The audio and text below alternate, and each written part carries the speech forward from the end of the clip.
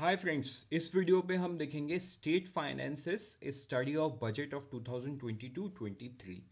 तो ये जो एक रिपोर्ट है ये रिसेंटली आरबीआई ने रिलीज किया है and this is very very important for your upcoming RBI and SEBI examination. So friends, before I begin let me remind you कि आपको इसके अंदर में बहुत सारा डेटा पॉइंट मिलेगा जिसको आपको रिवाइज करना है सो आपको भी इस पीडीएफ को डाउनलोड करना है ताकि आप रिवीजन कर पाओ। So friends, welcome to IXMB. Let's begin with the lecture. The first thing is the news. तो मैंने जो रिपोर्ट की बात कर रहा हूँ आरबीआई ने 16 जनवरी 2023 को रिलीज किया है। What is the name of the report? It's state finances A study of budget 2022-23। It's an annual publication, right? मतलब ये ऑल ऑफ ए सडन नहीं है, ये एनुअल पब्लिकेशन है, मतलब हर साल में एक बार आता है। And what is it? It's an assessment of finances of state government for 2022-23। ठीक है, अगर हम थीम की बात करें तो थीम क्या है? The theme of this report is capital formation in India, the role of states. तो ये आपको ध्यान देना है, right? The role of states, ये आपको याद भी रखना है। So friends, let's begin with the key point from the report. जो हमने पिछले स्लाइड में देखा था, वो स्क्रीनशॉट में मुझे आपको नहीं बताना था। I wanted you to because आपको ये मेमोराइज करना है। सो एक सिस्टमेटिक मैनर पे करते हैं हम। सबसे पहला है, जो स्टेट का डेट है, मतलब उधारी है, is expected to decrease to 29.5% of GDP in 22-23। मतलब ये जो फाइनेंशियल ईयर चल रहा है, इस पे स्टेट का जो डेट है, पूरे स्टेट कंबाइंड का, वो 29.5% से मतलब नीचे आ जाएगा, राइट? 29.5% तक आ जाएगा। कहाँ से? 31.1% from the previous to financial year को 2020-21। ठीक है, तो यहाँ 2022 का डेटा नहीं है, मैं 2020-21 से कंपेयर कर रहे फाइनेंशियल ईयर 23 की। So again this shows that yes, down trend is good, है ना? मतलब स्टेट्स का जो डेट है it is moving towards right direction. But अगर हम बात करें physical responsibility and budget management FRBM act, जो रिव्यू कमेटी था इन 2018 कि कौन थे इनके chairman? NK Singh, Shri NK Singh. तो इनके कमेटी के रिकमेंडेशन के हिसाब से इट शुड बी 20%। तो 20% का टारगेट है, but it's way more than 20%। It's at 29.5%, जो कि बहुत ज़्यादा है, राइट? बट येस, अगर हम कंपैरिजन देखें तो कंपैरिजन में ये जो डाउन ट्रेंड दिख रहा है, this shows that yes, states are moving towards right direction, but they have to move faster because review committee का जो टारगेट्स है उससे तो बहुत ही पीछे है। नेक्स्ट देखते हैं, स्टेट्स क्या एंटिसिपेट कर रहे हैं as per the report. States are anticipating an increase in non tax revenue. Simple बात है, रेवेन्यू रिसिप्ट में दो तरीके का होता है, एक होता है टैक्स रेवेन्यू, एक होता है non tax revenue. Tax revenue का मतलब स्टेट्स, मतलब गवर्नमेंट्स डायरेक्टली सिटीजन्स के ऊपर जो टैक्स लगाती है वो पैसा है। एंड नॉन टैक्स रेवेन्यू का मतलब ये है जहाँ पे स्टेट फाइन्स, रॉयल्टी, फीस के थ्रू पैसा कमाती है, जो पैसा गवर्नमेंट को मिलता है। फॉर एग्जांपल, सीधा मान के चलो आपको कोई कंपनी खोलना है, तो गवर्नमेंट आपको, आपके अगेंस्ट उस कंपनी खोलोगे तो उसके परमिशन के लिए गवर्नमेंट आपसे कुछ फीस लेगी, राइट? तो वो एक नॉन टैक्स रेवेन्यू हुआ। मान के चलो आप कार से कहीं जा रहे हो and all of a sudden traffic police आपको फाइन करता है, तो that's a kind of non tax revenue, right? So and royalties, ये सारा नॉन टैक्स होता है। Such as state GST, excise tax, sale tax in 2022-23 physical year, right? मतलब जो चल रहा है उस पर। तो ये था की पॉइंट्स फ्रॉम द रिपोर्ट। मतलब एग्जाम परस्पेक्टिव से obviously the report is much bigger than what you will see in this video, but everything is not required. RBI ने जो पॉइंट हाईलाइट किया है वही पॉइंट बहुत ज़्यादा इंपॉर्टेंट है and that is what we are discussing. बढ़ते हैं आगे। अब हम समझते हैं major suggested by RBI. RBI ने परेशानी को तो हाईलाइट कर दिया है, लेकिन आरबीआई ने साथ में ये भी बताया है कि स्टेट्स को क्या करना चाहिए, वो हम अच्छे से समझते हैं। पहला पॉइंट है debt consolidation, which would help lower overall interest cost, simplify payment, make it easier to pay off the debt. Debt consolidation, इसका मतलब क्या होता है? देखो, मान के चलो आपने ऐसा ऐसा मतलब एक रियल लाइफ एग्जांपल को लेते हैं, मान के चलो दिस इज ए, राइट। ये ए ने मल्टीपल जगह से लोन लिया है, मान के चलो ए ने बी से लोन लिया है 10 रुपए का, ठीक है, सी से लोन लिया है 50 रुपए का, डी से लोन लिया है 70 रुपीज़ का, ई से लोन लिया है ये 30 रुपीज़ का। तो ऐसे अलग अलग जगह से लोन है। अब इस ए को हमेशा ये ध्यान में रखना पड़ता है कि कब बी का रिपेमेंट का टाइम आता है, कब सी का, कब डी का, कब ई का, किस में कितना इंटरेस्ट है, किसको कितना पे करना है। So it's a tedious process. तो सिंपल सा बात है, ए क्या करता है, ए एक नए बंदे को ढूंढता है, लेट्स से वाई।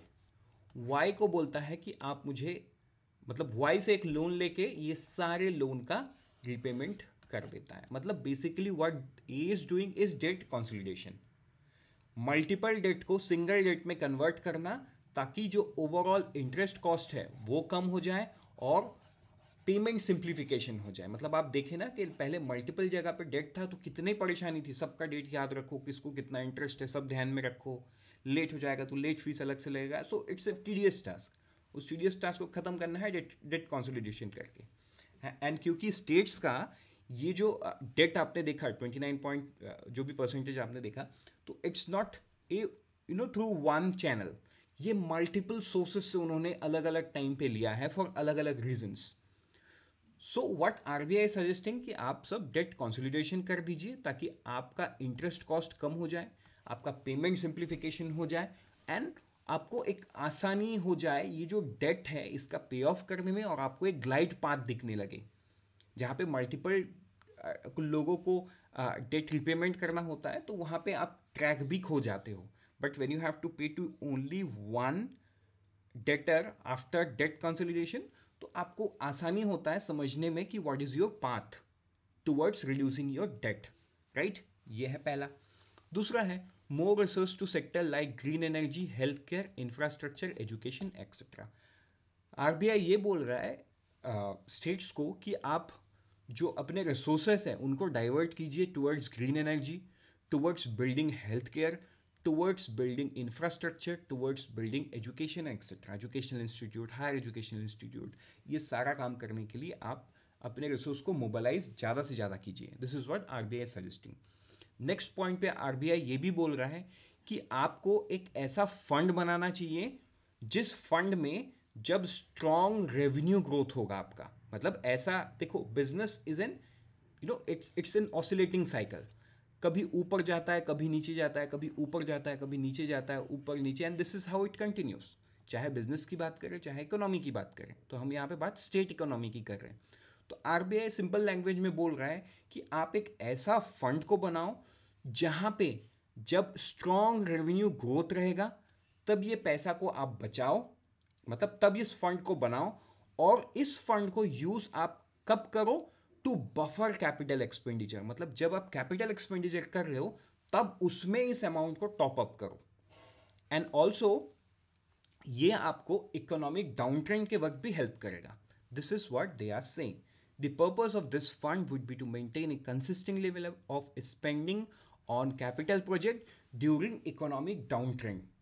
क्योंकि देखो कैपिटल प्रोजेक्ट्स ही एक ऐसा चीज है जिसके थ्रू रेवेन्यू ग्रोथ के प्रोस्पेक्टस फ्यूचर में बहुत बढ़ जाते हैं, राइट। हाँ, हम दूसरी जगह पे भी खर्च कर सकते हैं जस्ट टू मतलब इकोनॉमी को एक बूस्ट देने के लिए, लेकिन जो कैपिटल एक्सपेंडिचर होता है वो एक सस्टेनेबल इकोनॉमिक ग्रोथ को ये देता है। अब हो सकता है आपको समझ में नहीं आया यहाँ पे मैं क्या बताना चाह रहा हूँ, मैं आपको बता रहा हूँ, 2 एग्जाम्पल दूंगा।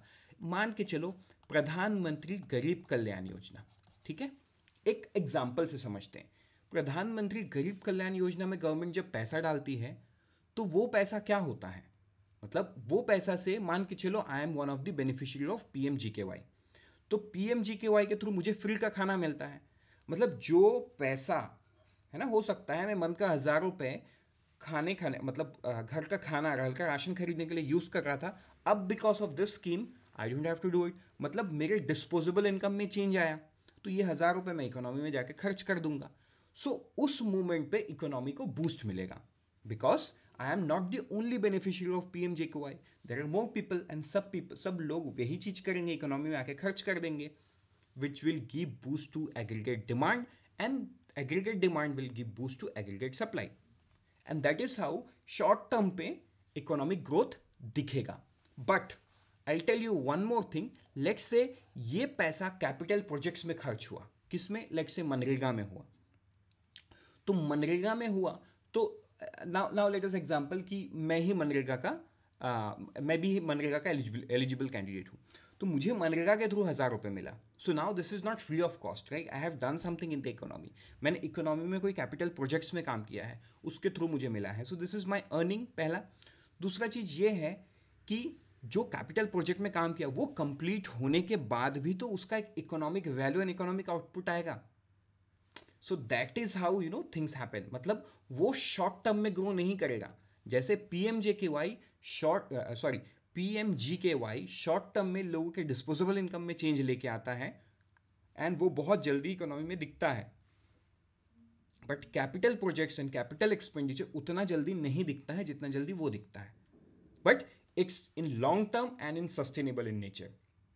वो एक लंबे अवधि तक इकोनॉमी को सपोर्ट करता रहेगा. And that is what RBI is saying कि आप मतलब स्टेट्स, RBI को मतलब RBI स्टेट्स को बोल रहा है, स्टेट गवर्नमेंट्स को, कि आप अपने स्ट्रॉन्ग रेवेन्यू ग्रोथ वाले पीरियड पे क्या कीजिए? पैसा को बचाइए, एक ऐसा फंड क्रिएट कीजिए जो आप यूज कर सको कैपिटल एक्सपेंडिचर को टॉप अप करने के लिए.